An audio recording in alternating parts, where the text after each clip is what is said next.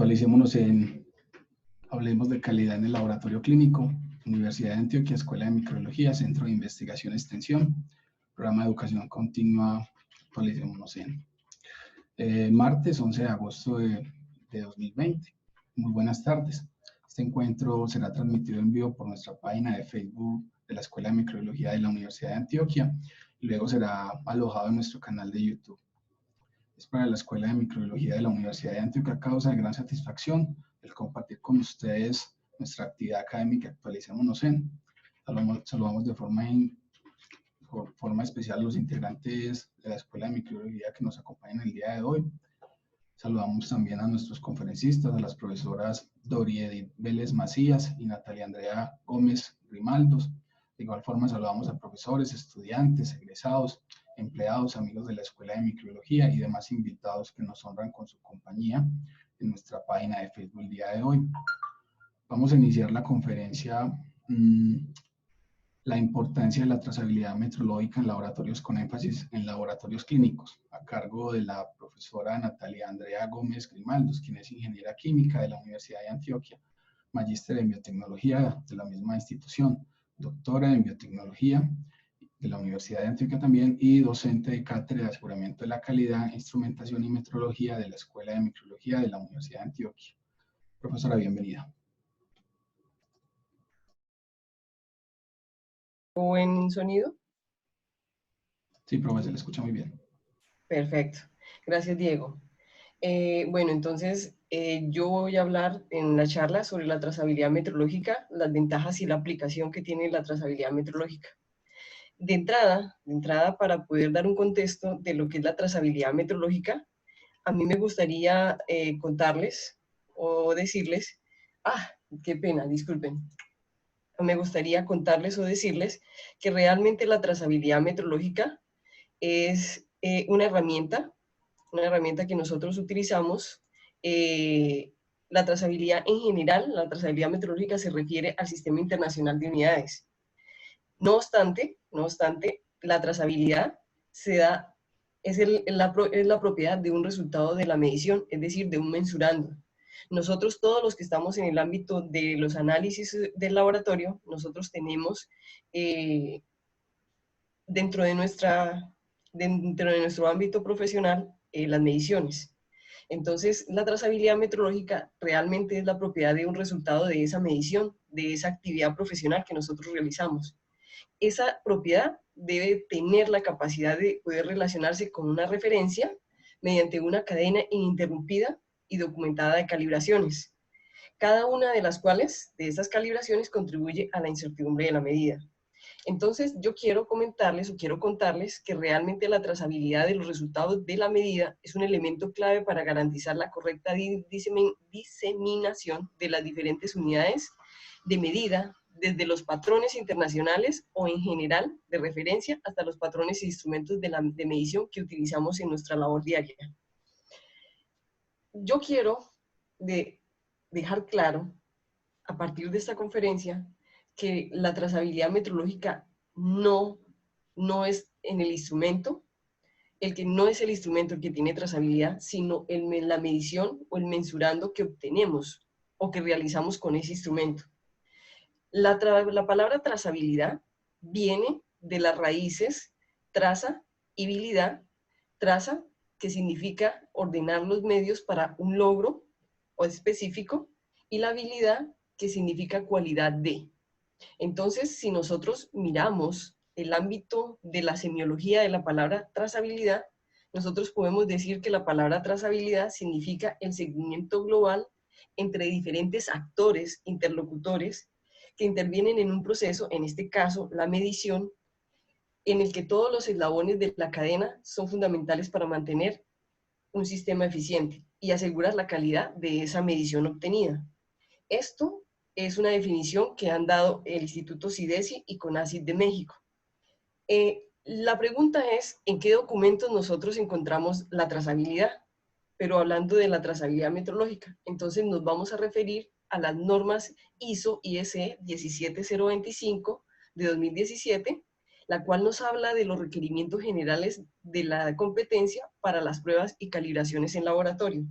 Y también lo dijeron o lo reafirmaron en el 2018, en noviembre de 2018, en una declaración sobre la trazabilidad metrológica, diferentes organizaciones internacionales que hablan sobre la trazabilidad, donde nos enseñan que realmente la trazabilidad es la propiedad de un resultado de la medida, más no de los instrumentos que utilizamos para obtenerlo.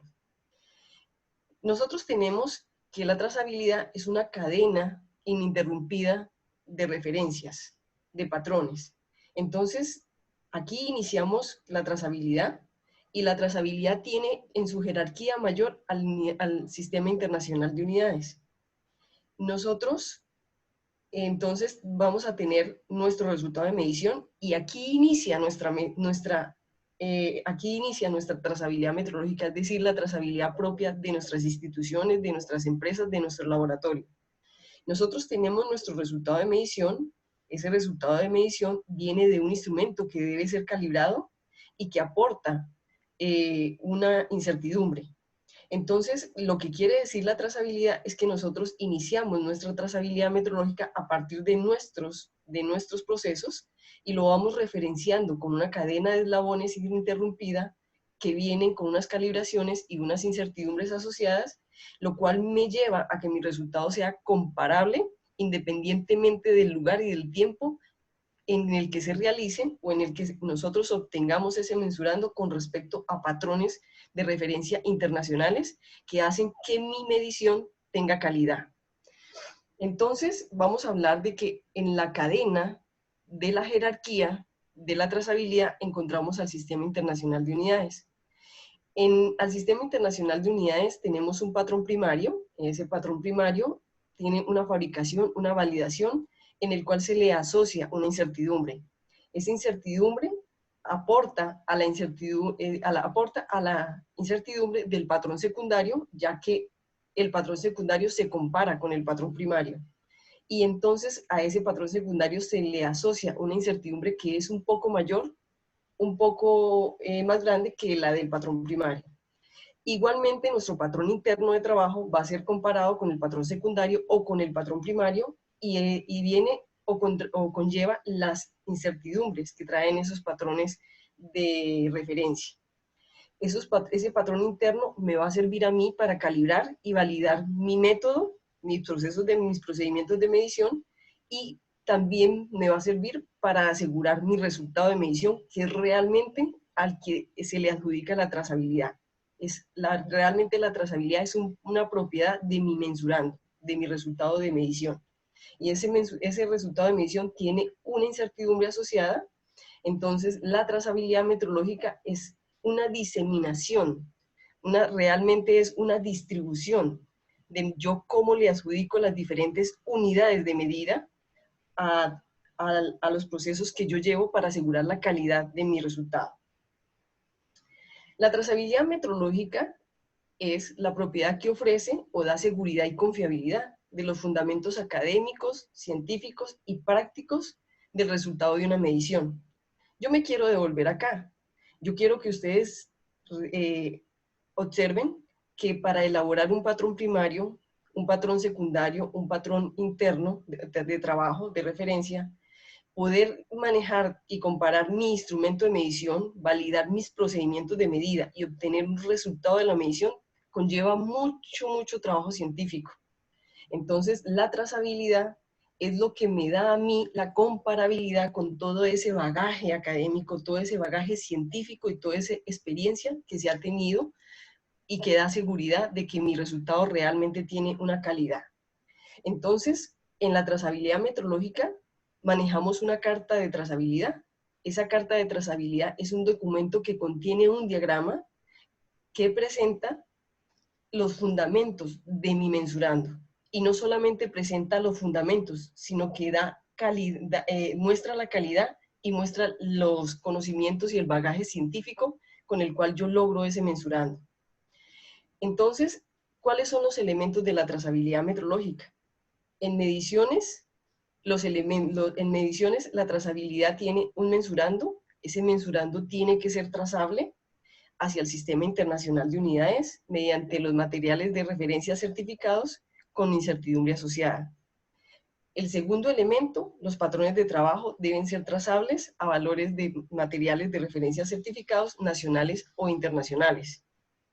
El otro elemento es la carta de trazabilidad metrológica, es decir, un esquema que evidencie el uso de los materiales de referencia certificados trazables al Sistema Internacional de Unidades. Esto es lo que hace que sea una cadena ininterrumpida de comparaciones que garanticen la calidad de mi medición. Los otros elementos de la trazabilidad son los valores del mensurando y las incertidumbres estimadas en cada comparación. Referenciar el procedimiento de calibración o método de medición química, es decir, cada eslabón de ese diagrama con una que hace que sea una declaración de la competencia científica, técnica y académica que nosotros llevamos o que fundamenta esa medición con la que yo elaboro o obtengo un resultado.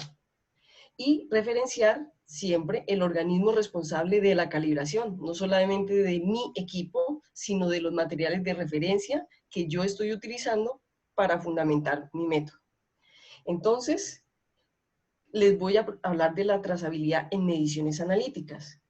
Cuando nosotros tenemos la trazabilidad, el esquema de la trazabilidad, tenemos dos partes de la trazabilidad.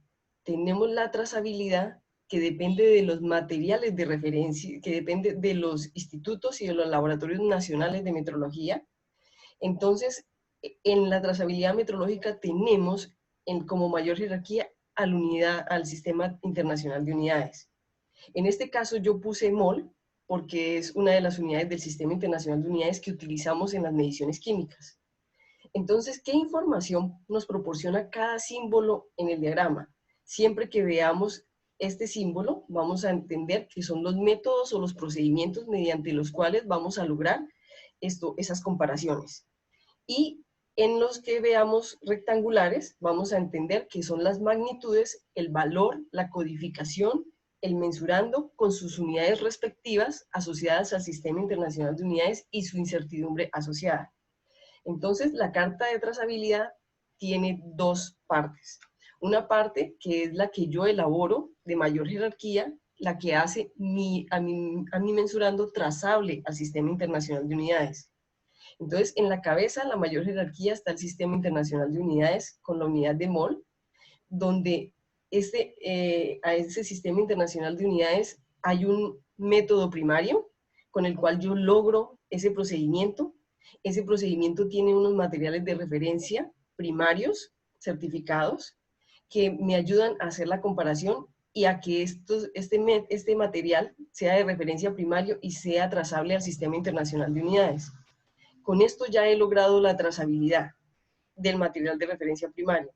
Luego voy a tener otro método de referencia que me va a certificar mi material de referencia o control de trabajo o material de referencia secundario. Estos materiales son los que nosotros utilizamos como controles en nuestros puestos de trabajo. Este material de referencia me hace trazable al material de referencia primario y me hace trazable al Sistema Internacional de Unidades.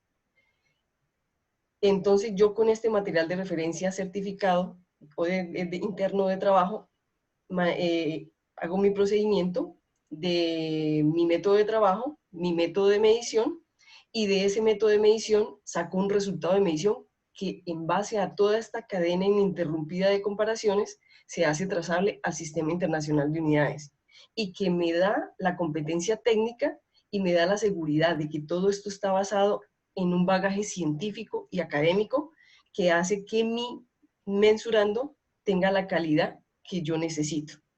Entonces, si nos podemos fijar, hay una línea, una interlínea, una línea discontinua que me dice que esta parte de la trazabilidad es mi trazabilidad interna, es decir, lo que depende de mi trabajo profesional.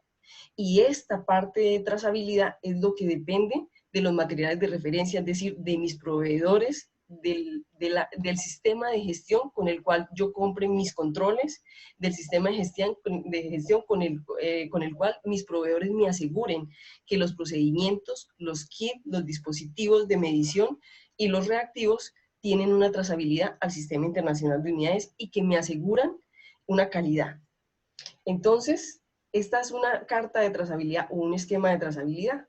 Yo les traigo un ejemplo Un ejemplo de carta de trazabilidad en una medición analítica, por ejemplo, de glucosa en suero humano, obtenida por espectroscopía. Entonces tenemos que la magnitud es concentración de glucosa. En unidades del sistema internacional se puede encontrar en milimol por litro, ¿cierto? Entonces tendríamos el material de referencia primario, el cual debe tener un nivel alto, debe tener una codificación, tiene un valor de un mensurando. Ese mensurando es concentración de glucosa, tiene unos valores con unas unidades que son las que se manejan en clínica o en el área de la salud, pero deben estar asociadas a una unidad del Sistema Internacional de Unidades, en este caso el milimol por litro, que viene del Sistema Internacional de Unidades, y tiene que tener una incertidumbre que debe estar asociada, y como mínimo debe tener una incertidumbre relativa. Todos estos datos que vamos a tener aquí de los materiales de referencia deben tener su debida fecha de vigencia para que esta carta de trazabilidad sea mantenida y sea trazable y tenga calidad. Debe tener su fecha de vigencia y todas las fechas deben estar vigentes en el momento en el que yo estoy manejando esa carta de trazabilidad. Entonces, con este material de referencia primario, se hace un procedimiento de medición. Con ese procedimiento de medición se llama un método de medición primario, un procedimiento primario. Ese procedimiento primario me da pie a unos materiales de referencia de trabajo o materiales de referencia secundarios que también deben tener toda la información antes dicha, deben tener el procedimiento, el equipo por medio del cual se realiza, y deben tener una fecha de vigencia que me asegure que son vigentes y que pueden ser usados. Entonces, estos materiales de referencia, este procedimiento de medición primario, me da pie para yo poder utilizar un procedimiento de medición en mi laboratorio, en mi institución, en mi empresa, en mi industria, el cual me asegura que yo puedo manejar el método de medición, el procedimiento de medición, con un modelo matemático que nosotros los metrólogos, los que nos manejamos en el mundo de la metrología, llamamos modelo de medición, que debe tener unos parámetros, unas condiciones constantes que hagan que sea trazable y que sea reproducible y repetible. ¿Ok? Entonces, este método de medición, este procedimiento de medición interno, es decir, mi procedimiento ya viene a manejar la trazabilidad interna y debe tener una fecha de calibración vigente. Entonces, yo con este procedimiento obtengo mi mensurando, y es mi mensurando el que tiene trazabilidad. Por eso la trazabilidad es una propiedad de mi mensurando o del valor obtenido por medio de una cadena ininterrumpida de comparaciones que tienen un bagaje científico que me asegura la calidad analítica. Entonces, igualmente mi mensurando con los valores que yo maneje en mi laboratorio debe ser trazable en unidades al Sistema Internacional de Unidades, debe tener una incertidumbre asociada, así sea relativa, y debe tener una fecha de vigencia que se asegura con las comparaciones y las calibraciones que se le deben estar haciendo al sistema de gestión de la calidad. Entonces, ¿de dónde nosotros podemos obtener la información para hacer el esquema de trazabilidad o la carta de trazabilidad con la cual yo documento mis procesos? Entonces, yo les traigo aquí un reactivo usado en el laboratorio de la universidad. Tenemos el laboratorio de glucosa en suero humano. Entonces, ¿de qué depende que estos insertos o esta información que me da el proveedor me aseguren la calidad tal que yo pueda llevar una trazabilidad metrológica que se fundamente científicamente y que me aseguren que mi resultado tiene toda la competencia técnica para asegurar la calidad de ese resultado? Eso quiere decir que eso viene desde el proveedor.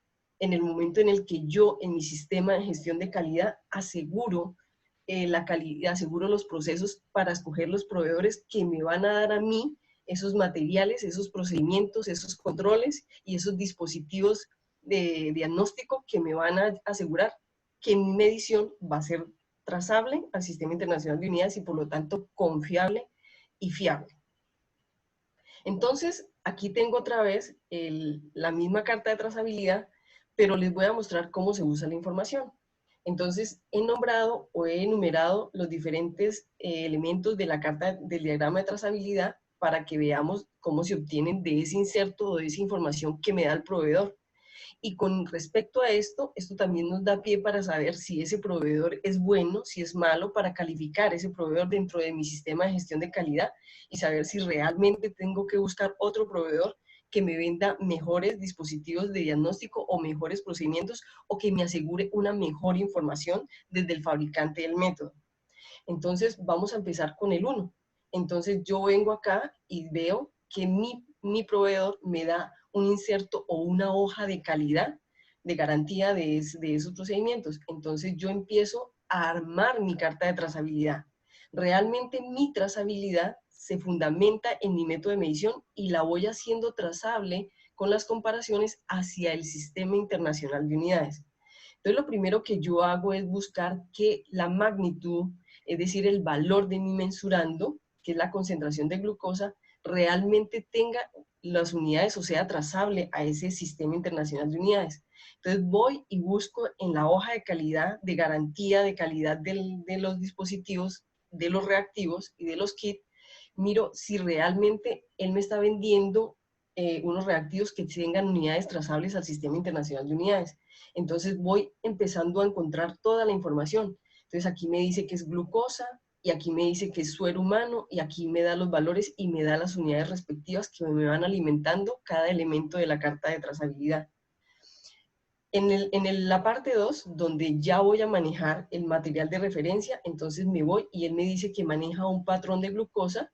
Ese patrón de glucosa tiene un valor de 100 miligramos por decilitro y que corresponde a 5,5 milimol por litro, y toda esa información me va alimentando mi carta de trazabilidad. Son materiales que utilizó el fabricante de esos reactivos o de ese dispositivo para yo poder saber que me sirven a mí y que hacen mi resultado trazable al sistema internacional de unidades y que garantizan la calidad.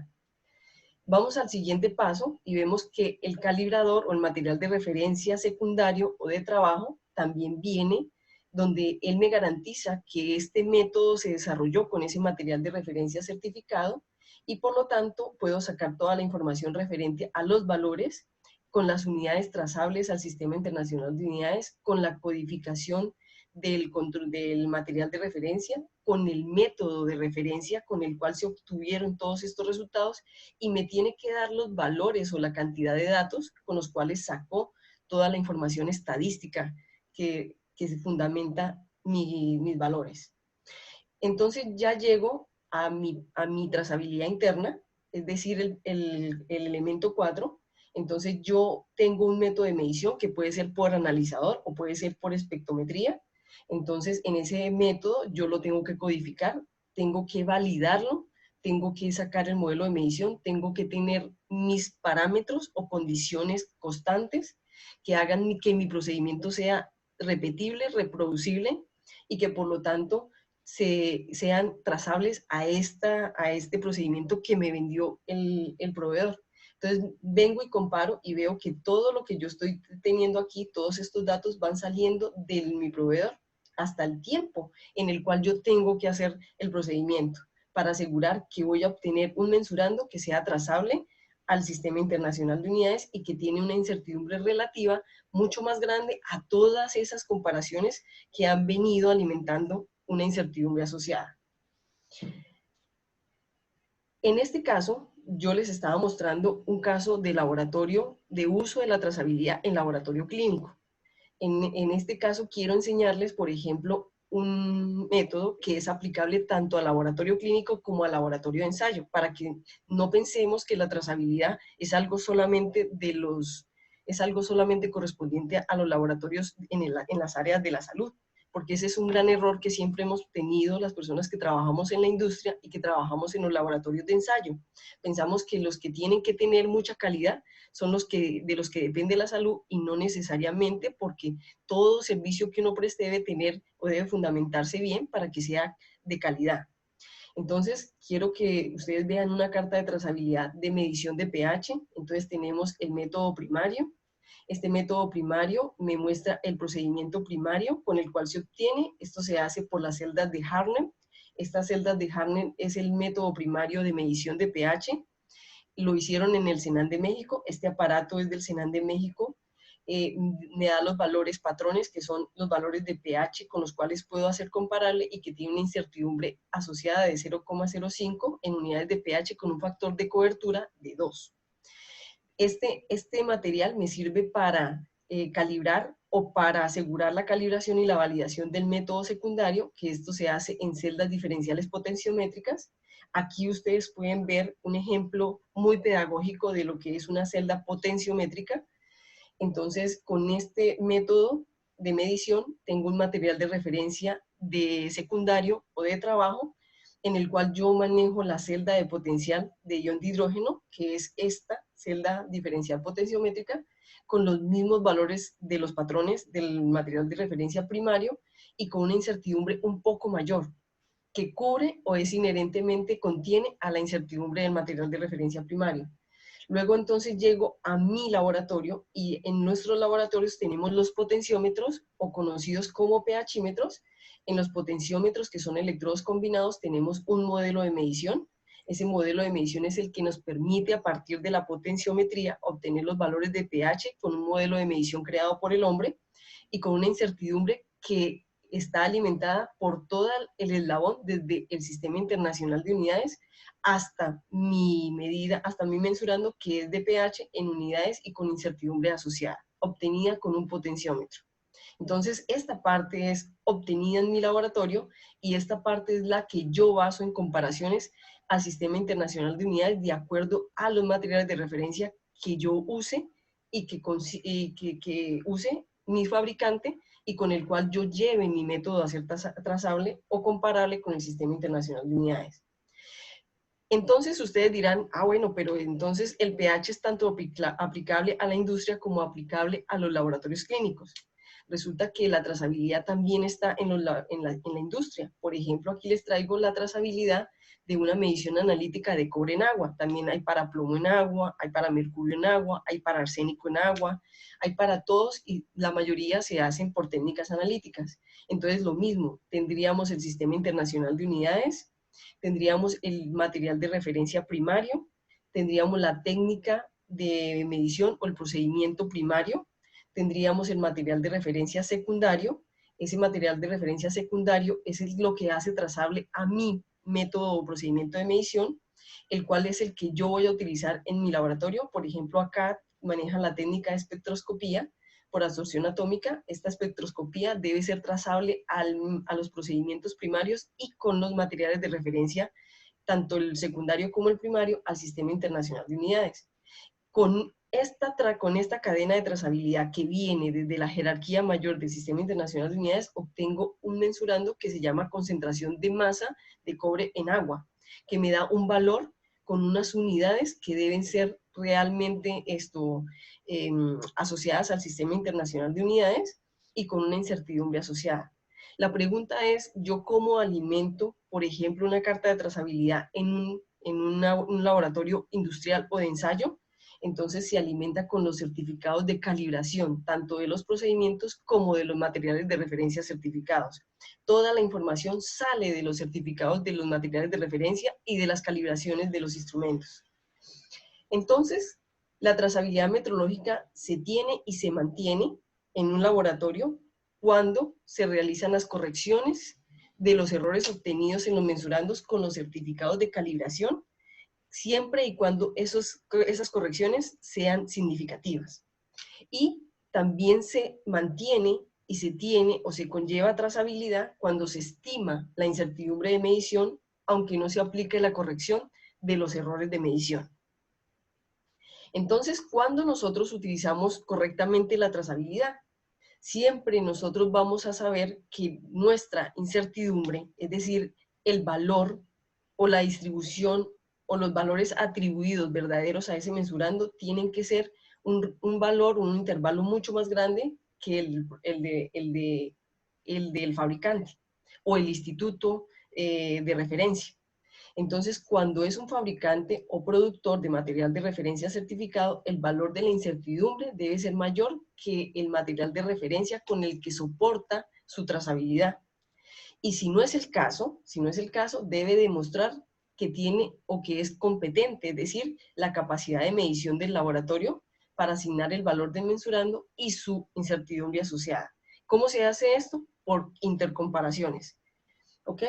Muy bien. Entonces, yo quiero mostrarles este semestre en Metrología 2, en la Universidad de Antioquia, enseñamos incertidumbre, cómo estimar la incertidumbre y cómo alimentar todos esos datos en una carta de trazabilidad. Y yo que les quería traer esta carta de trazabilidad o diagrama de trazabilidad que la hicieron los estudiantes que acabaron de terminar Metrología 2. Acá les coloqué la autoría a los estudiantes porque me hicieron el esquema de trazabilidad para determinación analítica de creatinina en suero o plasma humano a partir de espectrofotometría. Entonces ellos se pusieron, recogieron toda la información desde los insertos o certificados de calidad de los reactivos que se utilizan en el laboratorio y alimentaron la carta o el esquema de trazabilidad. Lo hicieron con todas las normas que requiere la trazabilidad o el esquema de trazabilidad. Entonces aquí tenemos el equipo que manejamos en el laboratorio, tenemos el procedimiento de medición, los valores los valores que el equipo de trabajo de Metrología 2 decidió que ellos iban a tener en su laboratorio, el método, que en este caso es por espectrofotometría. Luego entonces ya este método y este mensurando, este valor al que se le da la propiedad de la trazabilidad, de ser trazable al Sistema Internacional de Unidades, tiene unos materiales de referencia. Los estudiantes se encargaron de recoger toda la información y lo asociaron a un método de referencia. Ese método de referencia se validó o se comparó con un material de referencia primario. Ese material de referencia primario está vigente, codificado, y se utilizó con un procedimiento de medición primario. Este procedimiento de medición primario es totalmente trazable al Sistema Internacional de Unidades y esto es uno de los insertos o de los reactivos que utilizamos en el laboratorio de química clínica de la Escuela de Microbiología. Entonces, yo les quisiera también mostrar que no solamente ellos elaboraron el diagrama o el esquema de trazabilidad, sino que también hicieron una carta de trazabilidad con toda la información pertinente.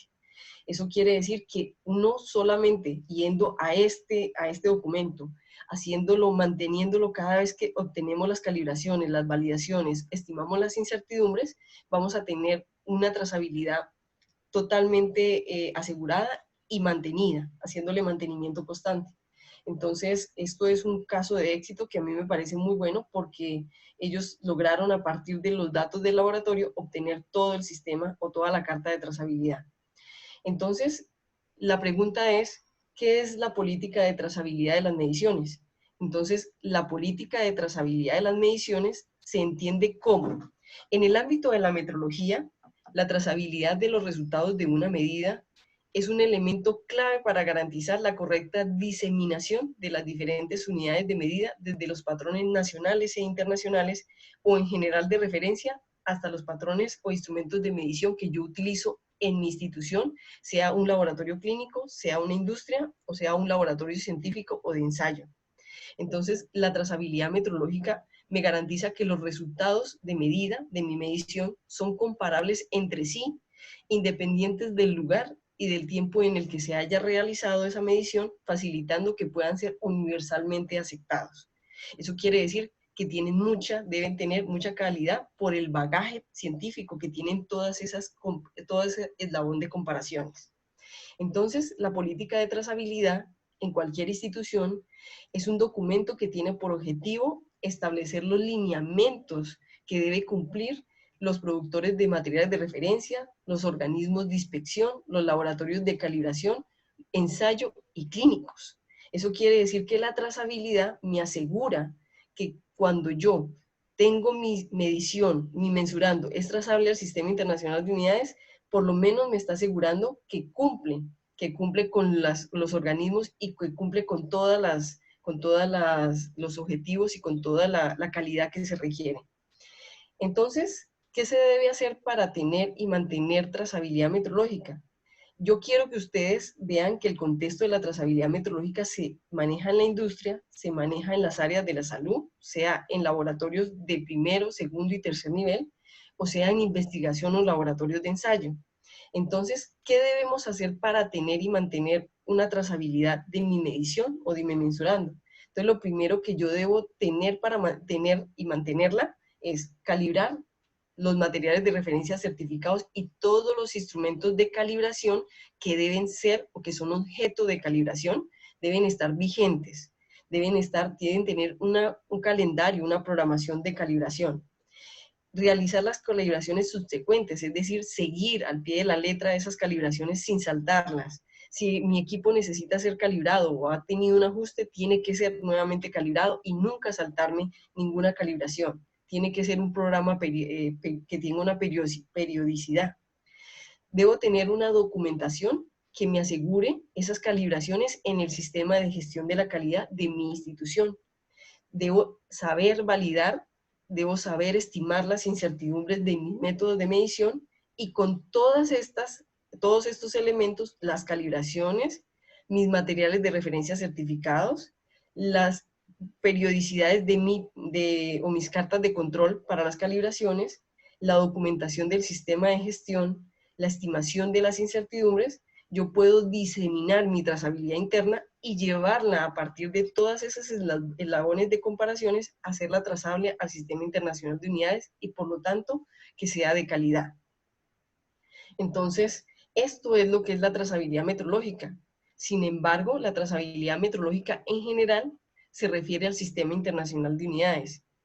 La trazabilidad metrológica, los laboratorios de calibración deben garantizar que los resultados de medida de sus servicios sean trazables metrológicamente y para ello es una condición indispensable que sean técnicamente competentes. En el momento en el que yo puedo tener y mantener la trazabilidad metrológica de mis mediciones y de mi mensurando en mi laboratorio, estoy asegurando la competencia técnica y la capacidad de medición y la confiabilidad y la calidad de mis resultados. Entonces, miremoslo desde el punto de vista, me voy a devolver al laboratorio clínico. Si yo puedo entregar un mensurando en mi laboratorio, en mi institución, debo asegurar que él es totalmente trazable y que tiene un bagaje lo suficientemente alto y que tiene materiales de referencia certificados que aseguran esa calidad. No me voy a ir muy lejos. Miremos lo que hoy en día está pasando con el COVID-19. Si nosotros nos vamos al COVID-19, en este momento no tenemos procedimientos primarios, no tenemos materiales de referencia, se están elaborando. Entonces, todo esto está siendo el COVID está siendo casi que desarrollado a medida que se desarrollan todos los materiales de referencia. Pero en ese caso me voy a ir a esta medición que yo presento en la diapositiva. Me voy a ir, por ejemplo, a glucosa en suero o a glucosa en suero humano. Entonces, a mí me entregan un mensurando, es decir, el valor, la magnitud de la glucosa en suero, y yo quisiera que esa medición fuera de calidad, que no sea un falso positivo o que no sea un falso negativo. ¿Estamos de acuerdo? Entonces, todo esto que yo hago asegurando y manteniendo la calidad, asegura que yo sea totalmente competente y que tenga competencia técnica, que es lo que me da la confiabilidad de poder vender mis servicios. Eso es lo que es la trazabilidad, esa es la aplicación, y yo creo que la mayor aplicación que tiene la trazabilidad es asegurar la competencia técnica y la confiabilidad de los resultados. Por eso la trazabilidad es una propiedad del resultado obtenido, más no de los instrumentos que utilizamos para obtener esas mediciones o esos mensurandos. No sé si tienen preguntas, si fui clara. Muchas gracias.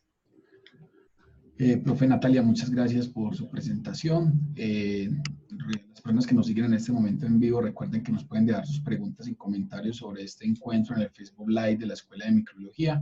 Nosotros las compartiremos con las conferencistas, con nuestros conferencistas para dar respuesta luego de la siguiente presentación. Gracias, profesora Natalia. Al final daremos respuesta a las preguntas que surgen. Continuamos con la conferencia. ¿Dejo de compartir, Diego? Sí, por favor.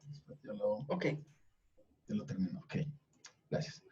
Muy bien, continuamos con la conferencia Telesalud y Telemedicina, Regulación y Ejercicio de la Modalidad, a cargo de la profesora Doris Edith Vélez Macías, quien es bacterióloga y laboratorista clínico de la Universidad de Antioquia, es magíster en telesalud de la Facultad de Medicina, Universidad de Antioquia, Universitat Oberta de Cataluña, 2019, es especialista en gerencia integral de servicios de laboratorio clínico de la Universidad de Antioquia, especialista en alta gerencia con énfasis en calidad, de la Facultad de Ingeniería de la Universidad de Antioquia también, y actualmente es coordinadora de calidad del Centro de Inmunología y Genética CIGE.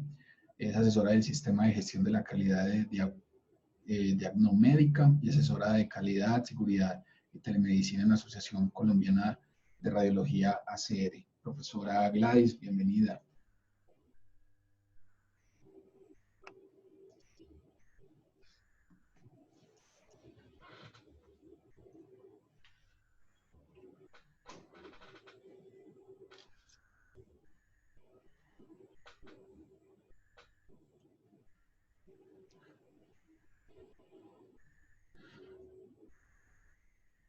Profesora Doris, bienvenida. Vamos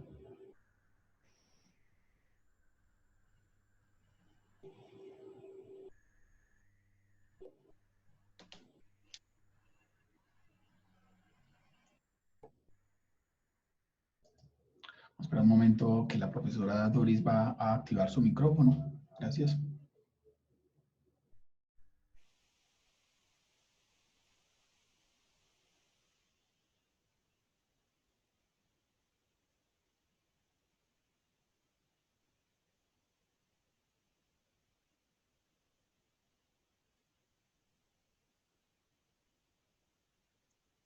Aló, buenas tardes.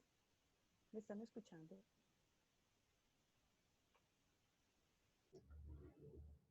Profe Doris, la escuchamos, pero muy pasito. ¿Puede hablar un poco más duro, por favor? Sí, claro, buenas tardes. Voy a compartir con ustedes estos conceptos sobre telesalud y telemedicina, enfatizando en la regulación y ejercicio de la modalidad. Creo que es importante que todos mis colegas y nosotros quienes trabajamos en el día a día de la prestación de los servicios, también en el laboratorio clínico, no nos apartemos de estos conceptos que se están manejando hoy eh, por la misma contingencia, por la misma situación de salud y prestación de los servicios que nos toca. Y es importante tener en cuenta que son las modalidades de futuro, las modalidades a las cuales nos hemos tenido que ir adaptando y haciendo pues innovación y diversificación en la prestación. Entonces hablemos de la telesalud y la telemedicina. Esto no es un tema nuevo, es un tema que viene desde hace rato, es un tema que se viene hablando de tiempos antiguos. Algunos de ustedes recordarán pues como desde algunos dibujos animados ya se venía esbozando una prestación de servicio que era como soñadora. Pensábamos que era difícil y que era cuestión pues como del sueño pensar en hacer prestación de servicio en donde no coincidieran en el mismo espacio tanto el personal de salud como los pacientes. Miren entonces que desde esta época y mucho antes de este sueño de la telemedicina, teníamos algunas atenciones a distancia, por ejemplo, cuando se hizo el control de los astronautas, cuando se hizo el viaje a la Luna, el primer viaje a la Luna, ya se estaba hablando de conceptos básicos de telemedicina, en donde a través de la distancia se hacía un control de los parámetros clínicos de las personas viajeras. La telemedicina y la telesalud ha sido posible a través de la tecnología de información y de las comunicaciones, que es importante clarificar qué significa tecnología de información y las comunicaciones.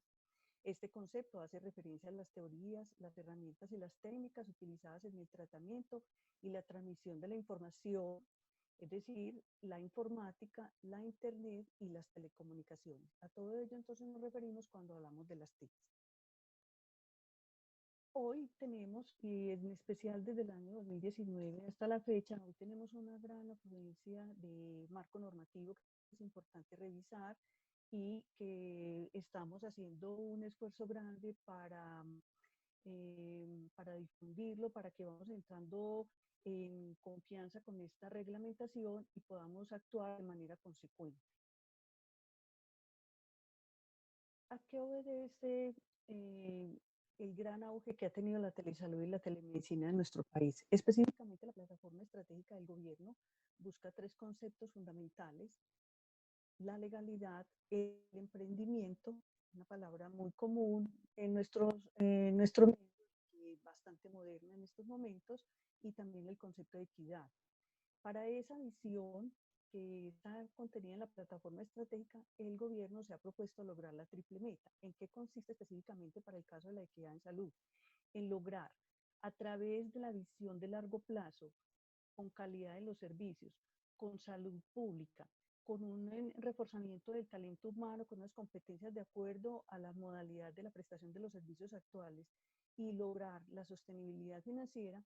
Combinando todos estos elementos se pretende buscar o lograr un mejor estado de salud, responder a las expectativas de la población y obviamente la sostenibilidad del sistema, que es uno de los aspectos que bastantes dificultades y dolores de cabeza le ha causado al sistema, la parte de financiamiento y sostenibilidad. Entonces surge la telemedicina como una respuesta a estas necesidades. Todos los días estamos buscando soluciones que den respuesta con eficiencia y mejores resultados a la atención en salud. Entonces es posible que combinando todos estos elementos que nos ofrece la tecnología de información y de las comunicaciones, podamos hacer una oferta de servicios adecuada a unas necesidades y a unas expectativas de usuarios y de clientes para poder tener mayor accesibilidad y mayor oportunidad en los servicios.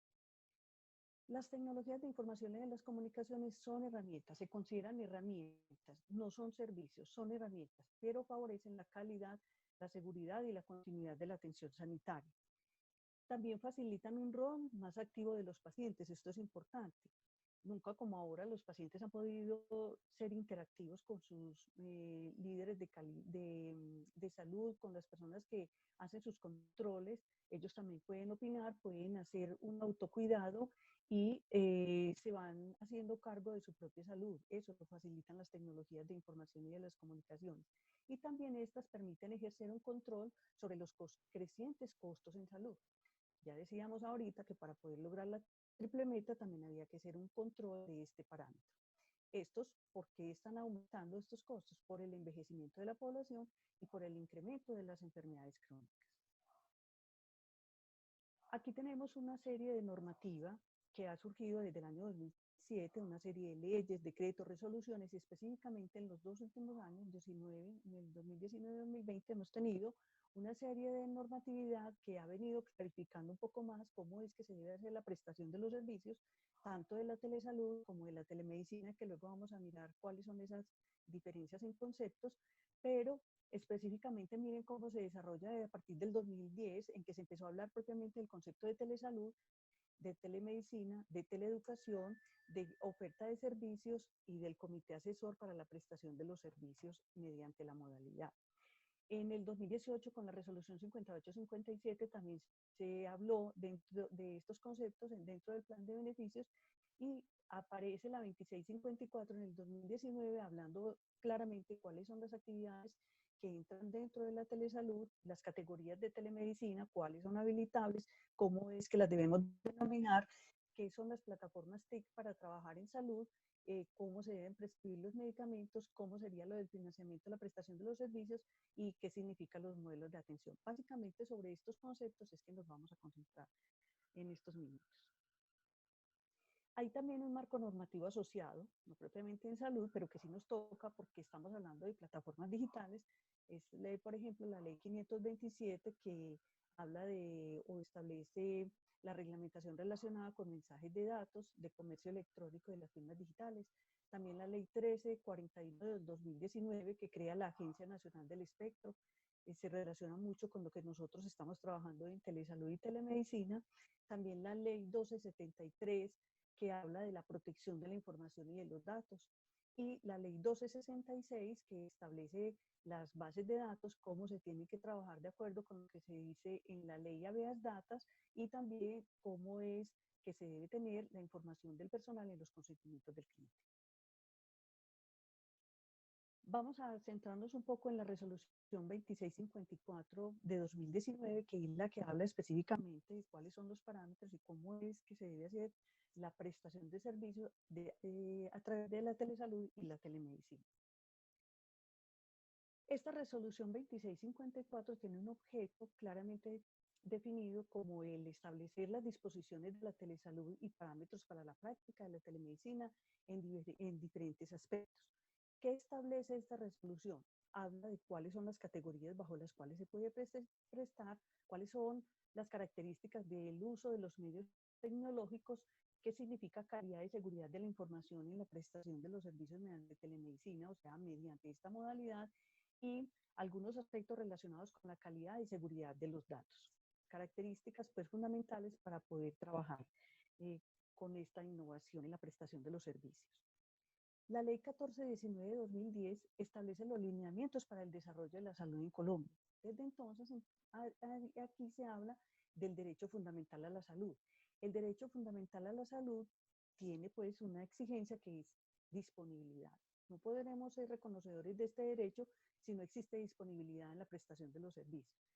Entonces hay que buscar metodologías alternativas para acceder a los servicios y tecnologías que garanticen la atención de manera integral, oportuna y de alta calidad. Tres características que deben ser entonces reproducibles en la modalidad de telemedicina tal cual se hace en la modalidad habitual o en la prestación presencial.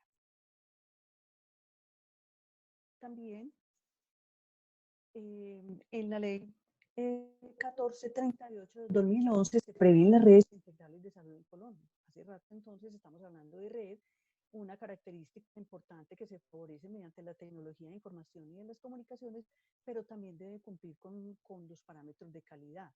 Los servicios bajo la modalidad de telemedicina también tendrán que ser servicios precisos, oportunos y pertinentes, porque precisamente estas características son las que han surgido como una necesidad y a las cuales la telemedicina da respuesta. ¿Para qué estas características de calidad? Con el fin de ofrecer atenciones libres de complicaciones o con la mínima complicación posible, con la optimización de recursos, que es muy importante, por eso un enfoque de la triple meta es la optimización de los recursos y también para favorecer las respuestas clínicas eficaces y costo efectivas. Miren que desde entonces, desde el año 2011, ya teníamos todas estas inquietudes sobre la mesa, pero todavía no lo habíamos visto tan realizable como en estos momentos. La red de telemedicina, para poder tener red de servicios de telemedicina, es necesario tener en cuenta tres aspectos. Primero, que tengamos una red de salud, es decir, que existan los servicios de salud también desarrollados bajo la misma modalidad, que existan redes de telecomunicaciones eficientes, que haya conectividad en los diferentes sectores en donde yo pretendo prestar los servicios, debe haber suficiente y eficaz conectividad y aplicaciones para servicios de telemedicina automatizados y en línea. Es decir, tener los servicios de manera integral perfectamente conectados. Pero para poder lograr toda esta red de telemedicina, ¿qué es lo que se necesita que Colombia tenga disponible? Primero, que haya una organización de la red de salud, que exista capacitación y alfabetización de toda la comunidad, tanto la comunidad prestadora como aquellos usuarios y clientes de los servicios de telemedicina. Y es necesario también hacer una inversión en tecnología para aprovechar el recurso humano en los campos de medicina y también hacer una inversión en la plataforma de telecomunicaciones con que cuenta el país. Eso es un proyecto grande de telemedicina en Colombia que no solamente le compete al Ministerio de Salud, sino al Ministerio de las TIC. Y ellos tienen proyectos de trabajo conjunto que es importante conocer para que actuemos de manera coherente y tengamos claridad sobre cómo se van haciendo estos desarrollos en nuestro medio. ¿Cuáles son los objetivos grandes de las redes de telemedicina? La coordinación de esquemas de comunicación electrónica, sin esto es imposible hacer prestación de servicios eficaces y oportunos. También tener los servicios que se prestan bajo la modalidad habitual, bajo la modalidad de telemedicina, con la misma eficacia en los resultados clínicos, entonces servicios prácticamente equivalentes en sus resultados. También el objetivo de la asistencia y la atención domiciliaria que se ha puesto en los últimos años de moda y ha sido muy necesaria y ha tenido experiencias exitosas de las cuales algunos de nosotros hemos tenido la posibilidad de participar. Y otras modalidades convenientes como es la parte de monitoreo, la parte de conocimiento inmediato de alarmas y la difusión de buenas prácticas. La parte de telesalud hace mucho énfasis en las buenas prácticas gracias a las capacitaciones con ayuda de las tecnologías de información y de las comunicaciones. La ley 1955 de 2019, que corresponde al Plan Nacional de Desarrollo, que es para el periodo del 2018 del 2022, establece el Pacto por la Equidad. En este Pacto por la Equidad se dice que tenemos que tener salud sostenible para todos, con calidad y eficiencia, pero para poder lograrlo se requiere de herramientas que empoderen al usuario en la toma de decisiones. Miren, el usuario entra acá como protagonista, también activo de su manejo de su condición clínica, para lo cual se requiere modernización de los equipos y esta modernización implica la interoperabilidad de los sistemas de información. Todos hemos escuchado que también existe reglamentación muy importante que seguramente tendremos la oportunidad de revisar en otro momento, como es la interoperabilidad de la historia clínica, también la conectividad de los territorios apartados, porque hablamos mucho de los servicios de telemedicina, pero tenemos que tener en consideración que no todos los territorios tienen la posibilidad de estar conectados y mantener la conectividad, porque para los servicios de telemedicina sí es importante que la conectividad se sostenga. Junto con el Ministerio, como les decía, el Ministerio de las Tecnologías de Información y de las Comunicaciones, se han levantado programas de telesalud, de historia clínica interoperable, la factura electrónica que hoy la estamos viendo en casi todos los servicios y todo lo que sean servicios ciudadanos digitales. Es muy importante lo que nos trae la resolución 2654 con relación a lo que es firma digital y firma electrónica. Recordemos que la firma digital se refiere al valor numérico que se adhiere al mensaje de datos que se asocia a la clave del iniciador y al texto de mensaje. Todos hemos tenido que ver alguna vez con una clave digital, miren, una clave numérica, mientras que la firma electrónica se refiere a códigos, contraseñas, datos biométricos, claves criptográficas privadas que identifican a una persona con relación a un mensaje. En telemedicina, en telesalud, se pueden utilizar tanto firma digital o firma electrónica, la que sea aceptable y compatible con la plataforma que se esté utilizando en el momento. También la resolución dice que se puede utilizar aquellos esquemas y tecnología que tenga que ver con inteligencia artificial, la inteligencia artificial que permite toda la elaboración de algoritmos para tomar decisiones, y también se pueden utilizar sistemas de inteligencia artificial mucho más complejos como los robots para hacer predicciones, recomendaciones y decisiones. Es decir, las tecnologías de información y de las comunicaciones en su gran magnitud, extensión y desarrollo. Profesora Doris, qué pena. Nos piden, por favor, que si puede hablar un poquito más duro, por favor. Gracias. ¿Aló? ¿Me escuchan mejor? ¿Me están escuchando mejor? Sí, un poquito más duro, por favor. Veamos un poco el concepto de telesalud. ¿A qué se refiere telesalud? Cuando hablamos de telesalud, estamos hablando de las actividades relacionadas con la salud a distancia, por medio de las tecnologías de información y de las comunicaciones.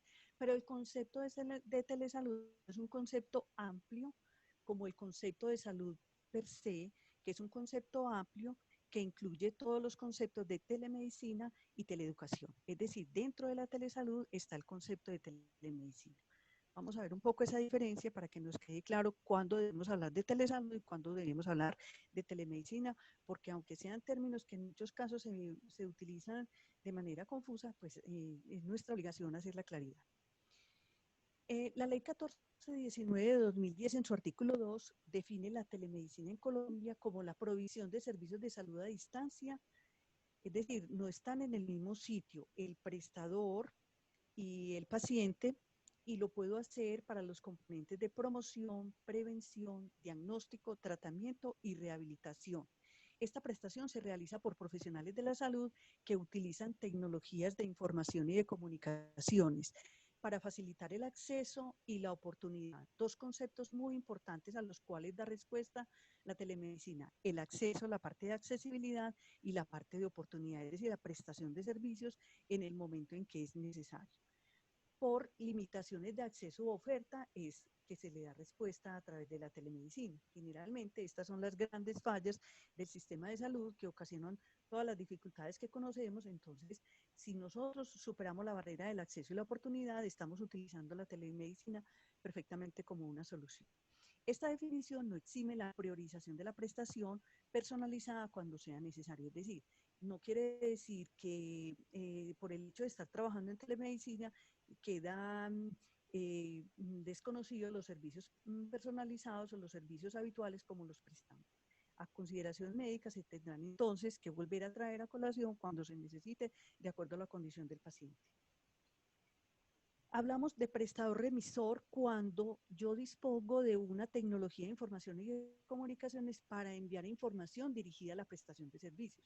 Cuando un prestador necesita enviar información a otro prestador en cualquiera de los aspectos de promoción, prevención, diagnóstico, tratamiento, rehabilitación o paliación, necesita enviar esa información para terminar la prestación de los servicios de salud, entonces estamos hablando de un prestador remisor y como tal debería habilitarse. Vamos a ver eso más adelante. Y hablamos de un prestador de referencia como aquel prestador que cuenta con el talento humano capacitado y con la tecnología de información y de comunicaciones para brindar a distancia el apoyo a la atención en salud, también en cualquiera de las fases de la atención, en promoción, en prevención, en diagnóstico, tratamiento, rehabilitación y paliación. Esto quiere decir que como prestador remisor o como prestador de referencia, yo puedo prestar servicios en cualquiera de las fases, siempre y cuando cuente con la tecnología, con el personal capacitado y con toda la infraestructura necesaria que me pide la habilitación. Y en el caso de un prestador de referencia, yo lo puedo hacer para un usuario o para uno o más prestadores de remisores. Para efectos de habilitación, como prestador remisor, yo debo presentar la habilitación y debo decir quién es mi prestador de referencia. Y el prestador de referencia puede serlo para diferentes prestadores remisores. La telesalud, que es el concepto amplio dentro del cual está involucrada la telemedicina, pero también la teleeducación, mejora el acceso, la oportunidad y la resolutividad y calidad de la atención, impactando en la salud pública y en la educación para la salud. Son condiciones importantes que hay que aprovechar. Asimismo, la teleorientación en salud es un concepto importante que surge de declarar la 2654, porque mediante la teleorientación en salud se provee información, consejería en las fases de promoción, prevención, diagnóstico, tratamiento, rehabilitación y paliación, y se puede proveer información a diferentes, no solamente a los usuarios, sino al diferente personal de salud, que también deberá ser, no lo dice la ley obligatoriamente, pero deberá ser consignada como parte de la información de la historia clínica. También se provee el teleapoyo. El teleapoyo es el soporte de un profesional a otro profesional por medio de tecnología de información y las comunicaciones, pero a quien solicita esa información será el responsable de la toma de conducta relacionada pues con el paciente. Es decir, quien hace la solicitud de la información es el responsable de la conducta clínica. La comunicación de usuarios con personal de salud a través de la plataforma tecnológica tiene algunas consideraciones importantes que deja muy claramente establecida la resolución 2654. Primero que todo, tiene que tener una autorización del usuario. El usuario solamente puede ser atendido bajo estas modalidades cuando él ha firmado un consentimiento, es decir, ha dado una autorización de que sea mediante esta modalidad. Se debe garantizar también la identificación del personal de salud desde el inicio, es decir, el usuario debe conocer cómo identifica quiénes son las personas que lo están atendiendo y que él pueda constatar la idoneidad de este personal de salud. La teleorientación por inteligencia artificial debe informar sobre el responsable de la plataforma. Esta teleorientación por inteligencia artificial es el de las aplicaciones para teléfono celular, en las APP. Entonces, se debe decir al usuario cuando se le da la posibilidad de ser atendido mediante una APP, que conozca quién es el responsable de la plataforma y también quién es el responsable de custodiar su información. También se debe garantizar la identificación del usuario según las buenas prácticas, tal como está establecido en la Política Nacional de Seguridad del Paciente. Las buenas prácticas aquí, aunque es una modalidad fundamentada en tecnología e información de las comunicaciones, no está libre de la ocurrencia de eventos adversos o de hacer confusión de pacientes, por lo tanto sí se tiene que regir por las prácticas seguras en lo que tiene que ver con la identificación del usuario. La confidencialidad de la información por parte del personal de salud, todas las personas que tienen acceso a la plataforma y que han de tener accesibilidad a la información consignada en estas plataformas, tendrán que tener unos criterios de manejo de la información para garantizar la seguridad y la privacidad de esta información. Es decir, que todo se tendrá que manejar por la Ley de Protección de Datos, la Ley 1581 del 2012, en todo lo que tiene que ver con la datos. En telemedicina hay unas consideraciones también importantes de resaltar. En esta resolución, la telemedicina se hace por libre escogencia en el marco de seguridad general, de la seguridad general en salud. Se conserva la autonomía de profesionales y de los principios éticos, es decir, el profesional de salud es el que libremente decide hacer la prestación de los servicios mediante la modalidad y debe conservar sus principios éticos tal cual lo hace con la modalidad habitual. Hay una responsabilidad absoluta del prestador de servicios que oferta la modalidad en el servicio que se esté ofreciendo, asimismo como el cumplimiento del sistema único de habilitación debe ser de aquel prestador que implementa la modalidad. Tiene que haber formación continua del talento humano en procesos, procedimientos y tecnología. No es lo mismo atender bajo la modalidad de telemedicina, por lo tanto, el talento humano de manera preliminar deberá recibir capacitación en la plataforma, deberá recibir capacitación en los protocolos de atención, en la forma como se debe dirigir al paciente, cómo debe presentarle y transmitirle la información. Debe existir formación y competencia del personal no profesional. Aquí entra una parte de competencia y formación muy importante que está bien claramente establecida en la resolución 3100 de habilitación, en donde se dice que todo el personal, sea médico y personal no médico, pero que está involucrado en la atención por telemedicina, debe recibir capacitación específica y específicamente en la plataforma que esté utilizando el prestador. Sabemos que una de las condiciones, lo hemos repetido ya a lo largo de la charla, que se mejora el acceso, la oportunidad y la resolutividad, que son características muy importantes en telemedicina y que han servido en estos momentos, por ejemplo, de pandemia, para poder continuar con la prestación del servicio, con el mejoramiento de la accesibilidad y de la oportunidad para que no se compliquen los demás cuadros clínicos, además de lo de del objeto de la pandemia. La parte de infraestructura que garantice la confidencialidad y seguridad de la información es muy importante en telemedicina. Ya en la 3100 aparecen algunas características necesarias que hay que garantizar para que podamos habilitar los servicios de telemedicina en cuanto a la plataforma y el manejo de datos. Las actividades todas, como se manejan en la parte presencial, las actividades de salud deberán ser registradas en la historia clínica en la medida que cada uno de los actores de salud vaya interviniendo. Se puede elegir una forma de prestación de servicios de telemedicina por sincronía o asincronía, o sea, se puede hacer métodos en tiempo real o en tiempos diferidos, según cómo se quiera prestar y también según sea para un prestador remisor o un prestador de referencia y si está dentro o fuera de las instalaciones del prestador. Es muy importante, y lo tengo aquí resaltado, que se mantiene la autonomía profesional, es decir, el personal de salud decidirá y mantendrá su autonomía para desarrollar la prestación de servicios por esta modalidad y determinar si en algún momento el paciente requiere volver a la atención presencial dependiendo de su condición clínica. El consentimiento informado, ya lo decíamos, es una de las características y de los principios fundamentales y orientadores de la telesalud.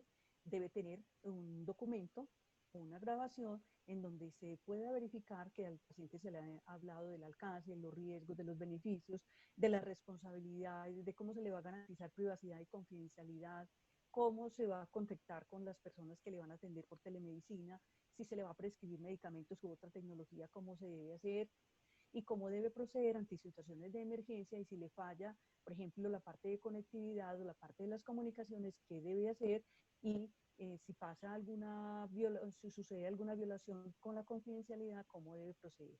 Debe haber un consentimiento informado completo y amplio, perfectamente transmitido al paciente para que pueda permitir la atención por esta modalidad.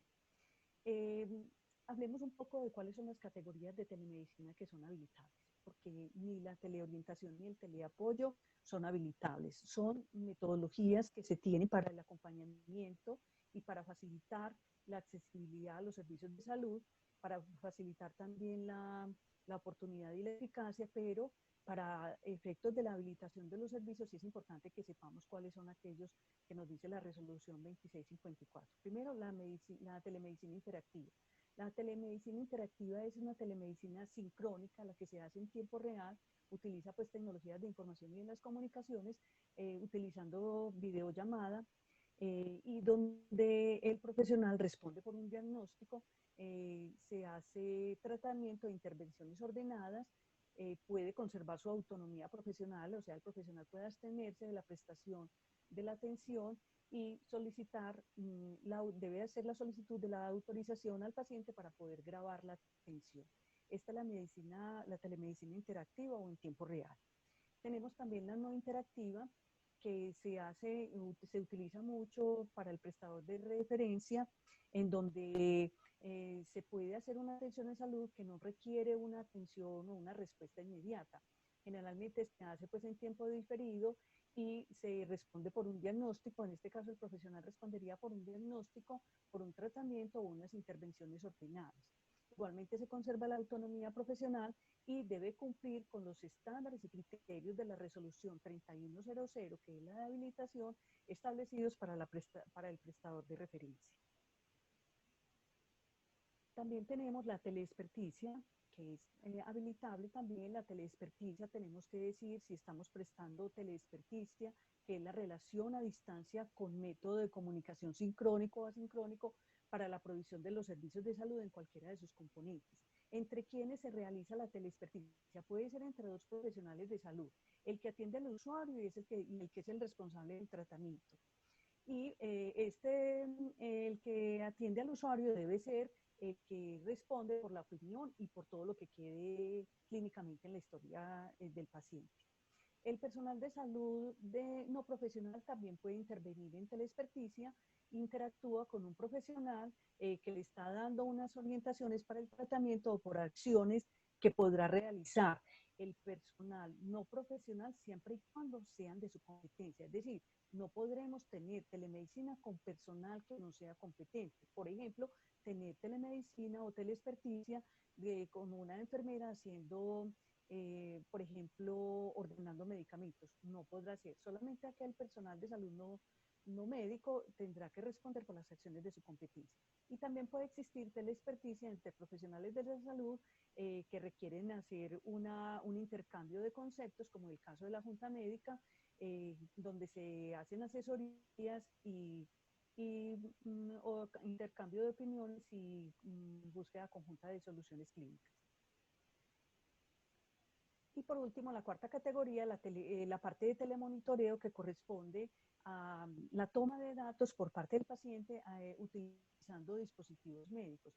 Este puede ser sincrónico o asincrónico, y es muy importante porque para poder hacer telemonitoreo es necesario hacer una capacitación del paciente que va a utilizar un dispositivo, hacerle capacitación sobre la importancia de la toma del dato, sobre la criticidad que tiene una buena toma del dato, porque bajo esa toma de datos se tomará una decisión clínica. Así que el usuario es el responsable de la recolección y transmisión de los datos, para lo cual deberá recibir educación y entrenamiento previo, y debe garantizarse que verdaderamente tenga comprensión de la trascendencia de lo que significa la prestación de este servicio. La prescripción de medicamentos solo podrá ser posible cuando se hace telemedicina interactiva, o sea, de manera sincrónica, y en teleexperticia sincrónica. Por ejemplo, en consulta en tiempo real y en una teleexperticia en un grupo de médicos que se están reuniendo para una junta médica. Y se realiza igualmente con todos los criterios del personal autorizado para hacer una medicación. Asimismo, cuando se van a ordenar medicamentos de control, deberá utilizarse el recetario que establece la resolución 1478 del 2006, con la correspondiente firma electrónica o firma digital que tenga la plataforma. Para la autorización de servicios, de otros servicios, para lo que se requiera un ordenamiento médico, la fórmula u otra tecnología, solamente podrá ser posible de acuerdo con la competencia, que en la mayoría de los casos es por el médico o el especialista a quien le compete. Para resumir entonces el concepto de telesalud y hacer mayor la comprensión, hablamos de telesalud, de un concepto amplio que incluye la teleeducación, la telemedicina y la teleorientación y teleapoyo.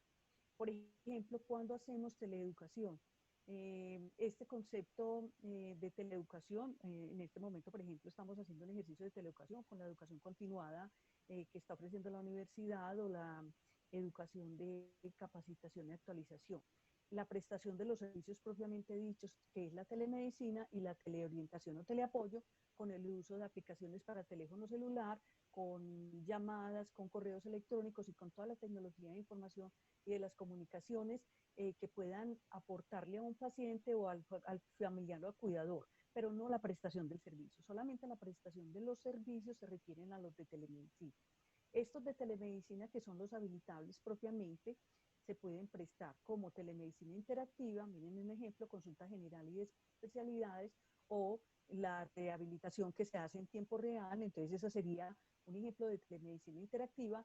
La telemedicina no interactiva, cuando se hacen las consultas, las remisiones para consultas, para averiguar segundas oportunidades del diagnóstico de manejo, y por ejemplo las lecturas de imágenes diagnósticas que son muy comunes en nuestro medio, son ejemplos de telemedicina no interactiva. Cuando hacemos teleexperticia, decíamos que es la reunión entre diferentes grupos y profesionales de salud, por ejemplo, para hacer consulta general y de especialidades, soporte o decisiones clínicas, o en el caso de consultas para leer imágenes diagnósticas. Y la parte de telemonitoreo, que es cuando entra el paciente con un dispositivo para hacer el seguimiento a distancia de datos clínicos, o también para establecer mecanismos de alerta y respuestas, por ejemplo, para pacientes diabéticos e hipertensos con señales de alarma. También se utilizan las tecnologías de información y de comunicaciones para gestión administrativa de pacientes, gestión de órdenes, de solicitud de pruebas analíticas. Miren, acá entra el laboratorio, donde también el laboratorio tendrá que tener interconectividad con las plataformas para poder hacer integralidad en la prestación de los servicios, y también de otros aspectos relacionados con la facturación o la prestación de servicios. Todo esto entra entonces a la gestión integral para la prestación de los servicios mediante telesalud y telemedicina.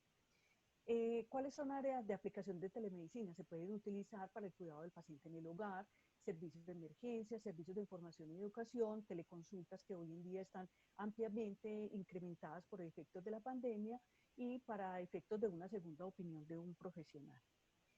También entonces, cuando hablamos de las áreas de aplicación de telemedicina, es ahí cuando aparecen todos estos conceptos o el uso de la terminología, como en el caso de la prestación de la radiología diagnóstica y similares mediante telemedicina, a la cual nos referimos como teleradiología, o laboratorio clínico de gestión de registros de la historia clínica electrónica, en el caso de telepatología, que es bastante aplicable con un desarrollo bastante grande a nivel mundial. Cuando no se tiene la tecnología suficiente, se pueden enviar imágenes y se puede solicitar la lectura a través de telepatología por otras entidades que tengan el recurso y que sean los prestadores de referencia. Dermatología, mediante la ayuda de videoconferencia, la transmisión de imágenes, ahí es ahí cuando hablamos de teledermatología, o telepsiquiatría también, cuando utilizamos videoconferencias para prestar el servicio de psiquiatría, y en el caso de telecardiología para el manejo de afecciones cardiovasculares, entre otras. La habilitación como tal no nos trae los servicios con este prefijo de telecardiología, teleradiología, telepatología, etcétera, sino que la habilitación nos lo trae con el servicio que lo conocemos, la consulta, por ejemplo, de cardiología, y hay que habilitar la modalidad de telemedicina, pero comúnmente se llamaría entonces telecardiología. Estos recursos de telemedicina son combinados, como les dije, se hace uso de toda la tecnología de información y de las comunicaciones, la realidad virtual, la robótica, la inteligencia artificial. No lo estamos viendo todos los días en todos los servicios en nuestro medio, pero ya en las ciudades más avanzadas, donde se tienen ya grandes servicios o grandes instituciones especializadas en telemedicina, hemos podido ver cómo se combinan todas estas tecnologías, por ejemplo, en telerehabilitación para las terapias y en telecirugía para todo lo que sea telementoring, en la enseñanza y en la capacitación del personal médico. La evaluación y la investigación colaborativa en red también se facilita mediante el uso de tecnologías de información y de las comunicaciones. Ampliamente sabemos cómo compartir y difundir buenas prácticas, así como para crear conocimiento, como en este caso que lo estamos haciendo. La teleeducación en salud permite la formación a distancia, que tiene como objetivo suministrar pautas y evidencias sobre salud que faciliten la educación continua de los profesionales y de todo el personal relacionado con la atención. Eso es una ganancia bastante grande que la hemos visto perfectamente aplicada en nuestro medio. Es muy importante para enfatizar en la prestación, en la forma como llevamos a la práctica de la telemedicina, que garanticemos la calidad y seguridad de la información y de los datos.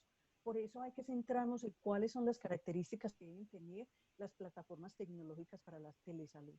Como para hacer telesalud son todas las demás actividades que van tendientes al control de la salud o al monitoreo de la salud o al apoyo para fomentar la salud.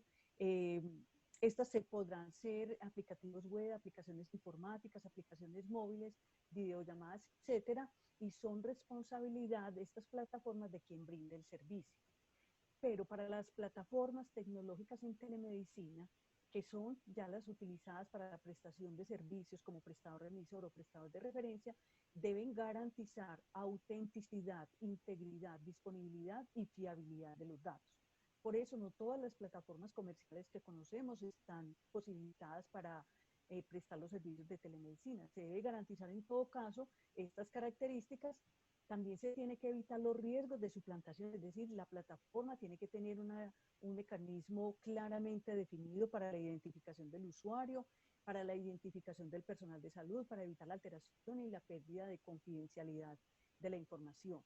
Se tienen que aplicar todas las normas del Archivo General de la Nación y de la Superintendencia de Industria y Comercio y todas las disposiciones que tienen que ver con el Ministerio de las Tecnologías de Información y de las Comunicaciones, así como la Ley Habeas Datas, que es la 1581 del 2012.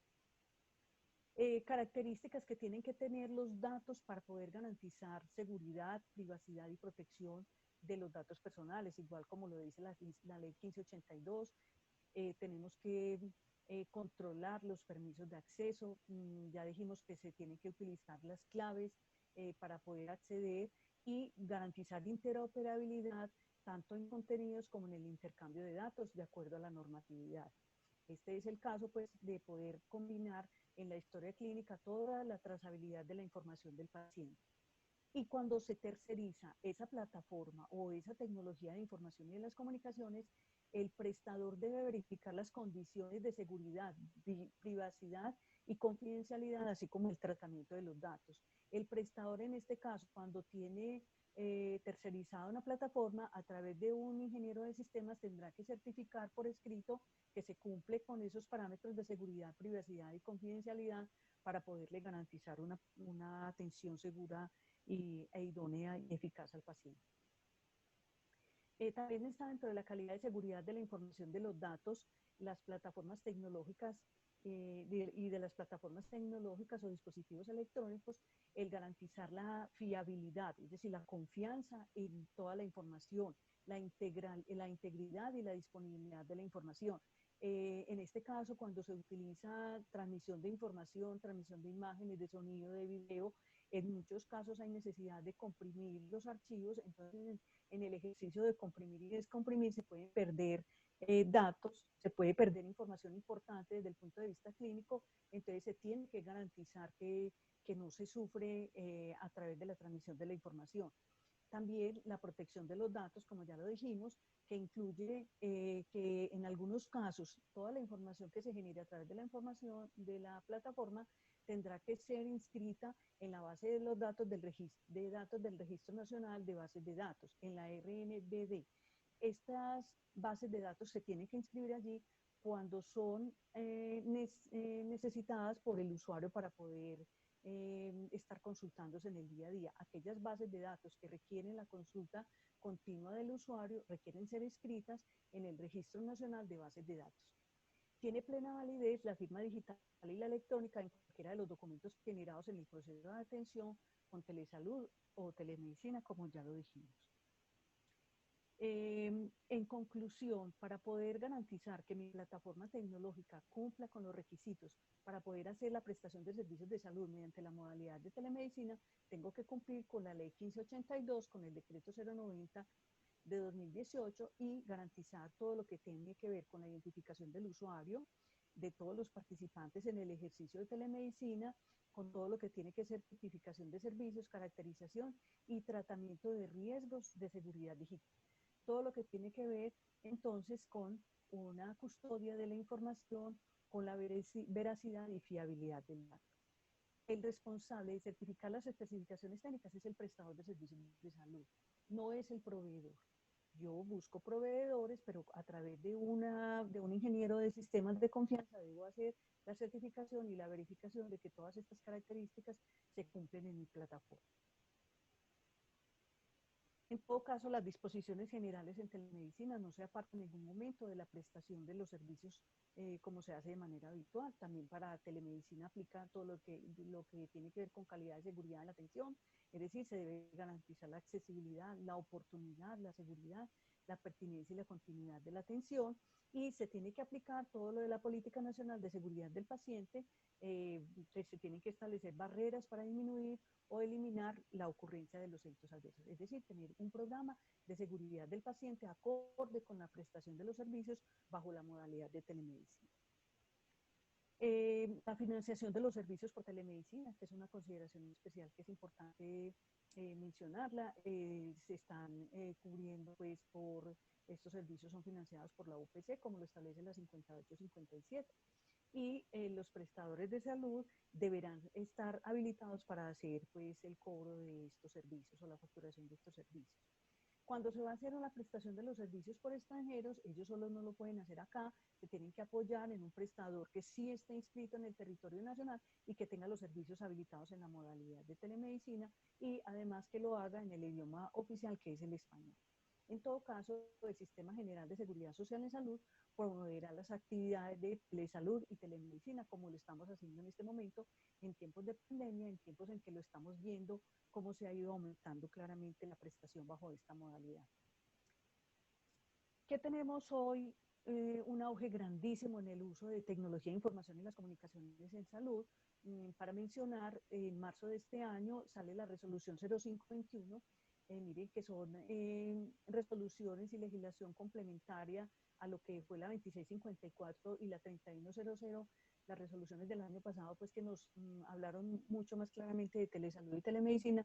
Ya este año, en coherencia con la situación de pandemia, entonces sale la resolución 0521, donde dice pues cómo podemos hacer otras formas de atención, como la parte domiciliaria y virtual, para hacer seguimiento a domicilio, seguimiento telefónico, teleorientación a los pacientes, para no suspender esta atención y evitar también que se colapsen los servicios.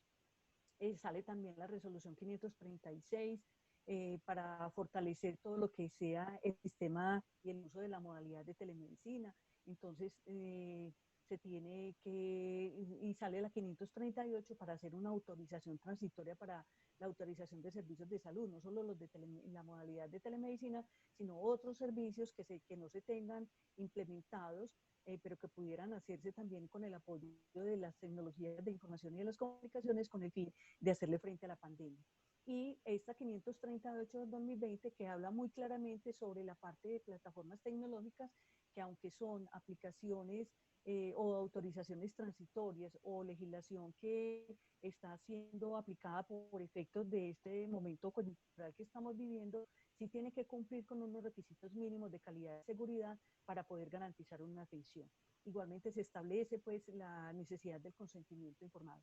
Y hay un documento importante que sale recientemente para orientar a través de con el apoyo también de Telesalud, para orientar la atención ante la pandemia, pues ante la COVID-19, cómo se debe proceder, y hay un paso a paso, es un documento que lo podemos encontrar en la página del Ministerio para poder, apoyados en telemedicina, desarrollar un protocolo de atención perfectamente coherente, eficaz y seguro para los pacientes. Bueno, esto tenía para comentarles, muchas gracias. También estoy atenta a alguna duda o inquietud que ustedes quieran manifestar. Muchas gracias.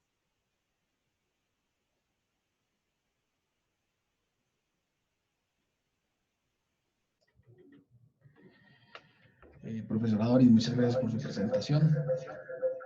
Bueno, entonces en este momento vamos a las personas que tengan preguntas en nuestro Facebook Live, lo pueden hacer, como les dije, en la parte de comentarios. podemos en este momento hacer dos preguntas, una para la profesora Natalia y otra para la profesora Doris. Profesora Natalia, desde la metrología, ¿cuáles son como las recomendaciones? Usted hablaba que hay como unas falencias. ¿Qué recomendaciones desde la metrología se podrían hacer para afrontar esta pandemia? Y para la profesora Doris, en telesalud y telemedicina, desde su conocimiento, ¿cuáles han sido las mayores debilidades y cuáles son las mayores fortalezas con la situación actual de la pandemia generada por la COVID-19? Empezamos con la profesora Natalia, muchas gracias.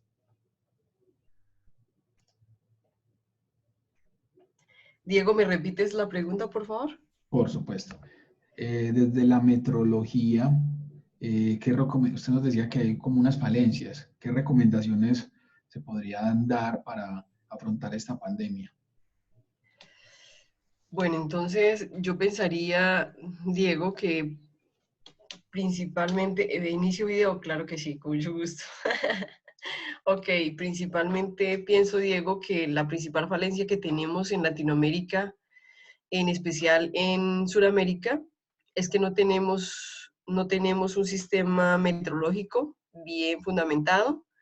Por lo tanto, tenemos a nivel analítico, tanto en la industria como en la parte de las áreas de la salud, tenemos muchas falencias en las cuales solamente sería posible lograrlo si tuviéramos un programa educativo lo suficientemente fuerte, lo suficientemente, es decir, campañas educativas, proyectos educativos que hicieran o recortaran esas brechas tan grandes que tenemos con respecto a los países desarrollados. Eso quiere decir que nosotros tenemos una cantidad de falencias y con la pandemia se ha visto enormemente todo ese tipo de falencias. No es solamente ver que iniciamos la pandemia, el Instituto Nacional de Salud de Bogotá, Instituto Nacional de Colombia, tenía un único equipo, un equipo que estaba supremamente antiguo, un equipo que a los días o menos de un mes se dañó. Yo creo que eso es una falta de mantenimiento, sobre todo viendo que es el instituto que pone, digamos, que pone la cara por la salud en Colombia, el Instituto Nacional de Salud. Por ejemplo, ver la capacidad que tenemos en el Instituto Nacional y en Colombia de decir que lo que hace un instrumento que estaba antiguo, que se dañó, que posiblemente no estaba en buenas condiciones de mantenimiento, posiblemente decir que lo que hacen 10, que lo que hace el instrumento lo hacen 10 analistas con la misma confiabilidad, pues eso deja muchas dudas y que aparte de eso tengamos una cantidad de procesos y de retrocesos como que todavía tengamos una mala, digamos, educación en el marcaje, etiquetaje, transporte de muestras, que, que tengamos tantos problemas porque hay muestras que ni siquiera se pueden correr porque no se tienen los protocolos de transporte, no se tienen los protocolos, es decir, nuestro país tiene una cantidad de falencias a nivel meteorológico y no solamente en las áreas de la ciencia de la salud, digamos que esto porque estamos viendo la contingencia y la pandemia y vamos viendo, por ejemplo, cómo es posible que Colombia compre instrumentos como son los respiradores o los ventiladores y no tomen la precaución de ver las condiciones y la calibración a nuestras condiciones. O sea, compraron una cantidad de instrumentos, pero no garantizaron que esos instrumentos funcionaban adecuadamente en nuestras condiciones. Entonces, son una cantidad de falencias, pero eso no es solamente de Colombia, eso es a nivel suramericano y casi a nivel latinoamericano. Nosotros tenemos unas brechas enormes, enormes en metrología que hacen que realmente lo que debe fortalecer es la parte educativa. Natalia, muchas gracias por su respuesta. Profesora Doris, la pregunta era relacionada con desde la telesalud y telemedicina. ¿Cuáles considera usted que son las principales dificultades o debilidades que se ha visto en este momento y cuáles son las mayores fortalezas que ha sacado la pandemia con este tipo de nuevas iniciativas o de teletrabajo, de telesalud, ¿cierto? ¿Cómo lo ve usted desde su punto de vista? Gracias. Sí, mira, nosotros a raíz de este momento, pues el manejo por telesalud y telemedicina, podemos mencionar pues muchas debilidades, pero también podemos mencionar fortalezas. Entre las debilidades grandes que podemos mencionar está la parte de conectividad. Definitivamente nosotros estamos en un medio donde tenemos mucho acercamiento con tecnología de la información y las comunicaciones, pero no todas las veces tenemos conectividad. La parte de accesibilidad a la tecnología de información y comunicaciones. Mira que muchas veces a un paciente le llaman para que vaya a tener una consulta o una atención a través de una videollamada, no tiene las posibilidades, ¿cierto? Entonces, la gente puede estar cerca puede tener su celular, puede tener su computador, pero no tiene los datos, no tiene la conectividad, o es más, su conectividad no se mantiene porque es en una sola zona alejada donde se cae la internet. También la parte de falta de capacitación, tanto para el personal de salud como para el personal, para el usuario, para el paciente, para la familia en el manejo de la tecnología. Eso ha sido una gran barrera y en muchos casos es un elemento de resistencia para la prestación de los servicios y para el avance. El paciente no todas las veces confía y le gusta este tipo de prestación. Tampoco tenemos protocolos, pasa como con metrología, también hay ausencia de protocolos para la atención mediante telemedicina, entonces no nos hemos sentado a escribir cómo sería la atención de un paciente en un servicio con la modalidad de telemedicina. Nos ha tocado aprender haciendo, como este último ejemplo que les mostré para COVID-19, que se fue creando un protocolo, un paso a paso de cómo atender al paciente haciendo uso de las tecnologías de información y de las comunicaciones. El perfil poblacional nuestro es un perfil poblacional que sí le gusta la tecnología, pero no todo el mundo la tiene disponible. Es un promedio grande, ignorante en este sentido, pues, y me disculpan la expresión, pero desconocemos. Yo creo que es un nuevo analfabetismo que tenemos, y especialmente en aquellos familiares, cuidadores, que son los encargados, pues, como de ser receptores de muchas partes de la atención en salud, la parte de promoción, de prevención, los cuidados en casa, etcétera. Son personas que no conocen cómo actuar o interactuar con tecnología de información y de las comunicaciones. Y también hay un gran desconocimiento que me parece es una de las grandes fallas, porque eso nos hace que hagamos los servicios de salud desconocedores de ley. Es la falla en la seguridad de la información. O sea, no conocemos mucho de cómo se hace y se mantienen los mecanismos para custodiar la información, para custodiar el dato. Entonces hacemos de manera muy olímpica la transmisión de imágenes, la transmisión de datos demográficos, de datos clínicos de los pacientes por cualquier medio, y no conocemos cuál es el impacto que eso pueda tener en la seguridad del paciente o en el mal uso de la información. Y tenemos así mismo como estas debilidades, hay cosas buenas, grandes fortalezas, como por ejemplo la familiarización que se tiene, sobre todo no solo del personal joven, sino de todo el personal, tanto de salud como personal que no es de salud, familiarización con la tecnología de información y de las comunicaciones, nos gusta, nos acercamos y tratamos de hacer las cosas porque se nos facilitan, entonces ese factor de motivación sirve. También la parte de innovación y reinventarse, que es uno de los temas o de los términos que se están manejando mucho, que nos hacen dar respuesta rápida a la prestación de los servicios, y podemos utilizarlo responsablemente la tecnología de información, como les digo, teniendo en cuenta la seguridad que esta requiere. Nos ha permitido también sacar una gran gama de servicios prestados a distancia que le permite a los pacientes poder disponer de atención aunque estén distantes, y eso nos ha facilitado una respuesta oportuna y accesibilidad, porque recuerden que lo grande que tenemos que impactar con telemedicina es la accesibilidad, es decir, que se permita que los pacientes que están ubicados en la lejanía tengan disponibilidad del servicio, y que lo sea en lo posible en la inmediatez, y la accesibilidad y la oportunidad que los servicios se hagan cuando clínicamente son necesarios y ya no después, que esa es una de las grandes ventajas. Profesor Doris, muchas gracias por su respuesta. En este momento no vemos comentarios y preguntas, entonces vamos a dar por cerrada la actividad. Les agradecemos mucho que nos hayan acompañado. Muchas gracias a la profesora Doris Edith Vélez Macías y Natalia Andrea Gómez Grimaldos por haber aceptado compartir con nosotros sus conocimientos el día de hoy del programa de educación continua Actualicémonos en, y a ustedes amigos acá presentes por acompañarnos. Esperamos que todos los conceptos abordados hayan sido de gran interés y se constituyan en un insumo para el ejercicio del desempeño de sus funciones profesionales. Lo esperamos el próximo mes en un nuevo encuentro virtual donde estaremos hablando sobre microbiología. Recuerden visitarnos en nuestro sitio web microbiología.udea.edu.co y seguirnos en nuestras redes sociales donde podrán encontrar eventos y actividades de la Escuela de Microbiología y de la Universidad de Antioquia. Les agradecemos que nos hayan acompañado y esperamos que tengan una feliz tarde. Muchas gracias. Diego, te cuidas mucho. Chao, chao. Gracias. Que pasen una feliz tarde.